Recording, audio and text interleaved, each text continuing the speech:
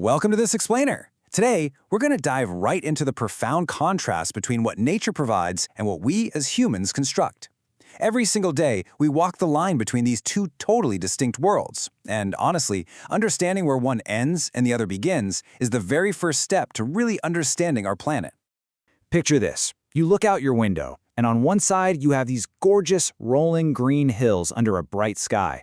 That's a world completely shaped by natural forces. But then, on the other side, you see a dense, gray city skyline, forged entirely by human hands. It's literally a tale of two worlds, and that striking contrast is exactly what we're unpacking today. Here is our roadmap for today. 1.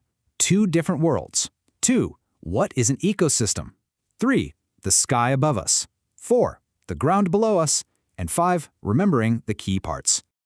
All right, let's jump into part 1, two different worlds. We need to clearly define our surroundings. So what exactly is the natural environment? Basically, it encompasses everything that comes directly from nature. The rule of thumb here is if human hands didn't manufacture it, it belongs in this category.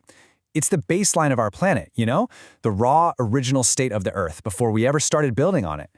We're talking about things like trees, rushing rivers, and wild animals. And these aren't just pretty, scenic backdrops. They are literally the ultimate life support system. They provide the air we breathe, the water we drink, and the food we eat. Without this natural baseline, we wouldn't even have the resources to survive, let alone build anything of our own. On the flip side, we have the built environment. And this is exactly what it sounds like. Absolutely everything constructed by people. From the chair you're sitting on to the screen you're looking at right now.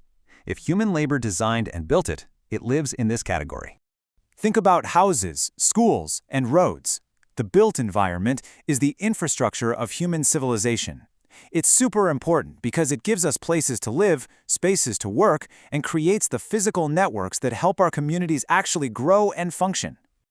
So, to boil it all down, the golden rule is pretty simple. The natural environment is what nature just freely gives us, while the built environment is what we physically choose to construct. Keeping that simple distinction in your head really changes how you look at your everyday surroundings. Moving right along to section 2.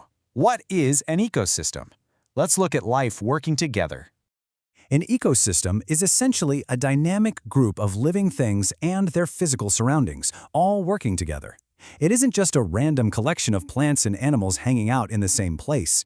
It's a highly complex, incredibly active web of relationships.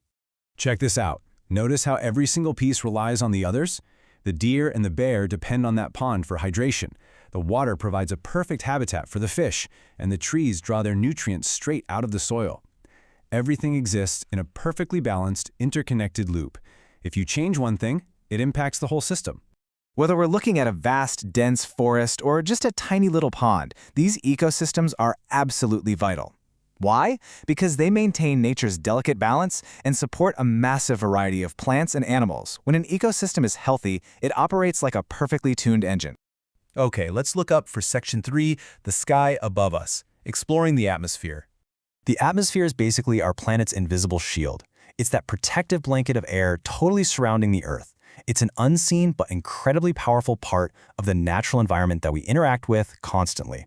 It's the air we breathe and the sky we see above us, and it's doing some serious heavy lifting. It gives us life-giving oxygen and actively blocks out harmful solar radiation. Literally, every time you take a deep breath, you're interacting directly with the atmosphere. Without it, our planet would be completely barren. Now let's shift our focus downwards for section 4, the ground below us, understanding the geosphere. So the geosphere represents the solid, physical, rocky part of the Earth. This is our planet's structural baseline, covering everything from the crust we're walking on right down to the deep, solid layers below. We're talking soil, rocks, and land. And here's where our two worlds really collide. The geosphere provides the literal building blocks like sand, stone, and metals that we extract to construct our human-made cities. Our built environment is essentially just the natural geosphere, completely rearranged by human engineering. Pretty wild to think about, right? Finally, let's wrap things up with section 5, remembering the key parts using our handy NBEAG mnemonic. To easily lock all this in, I've got a great memory trick for you. Just remember the acronym NBEAG. That stands for Natural, Built, Ecosystem, Atmosphere, and Geosphere. If you have those 5 concepts down, you practically hold the entire framework of our physical surroundings right in your mind. All right, let's do a quick mental check to bring it all together. First question, what is the natural environment? Think about it for a second. It's the baseline. Everything given to us by nature, completely untouched by humans. Question 2. Could you give one clear example of the built environment? Well, just look around you. The room you're in, the roads outside, the device you're watching this explainer on, all built by people to help our communities function. And last review question, what exactly is the atmosphere? Yep, it's that protective, invisible blanket of air giving us oxygen and shielding us from the sun. Which brings us to our ultimate takeaway. Every single thing we build fundamentally relies on the natural environment. The built world literally cannot exist without the raw materials, the stable ground, and the life-sustaining air that nature provides.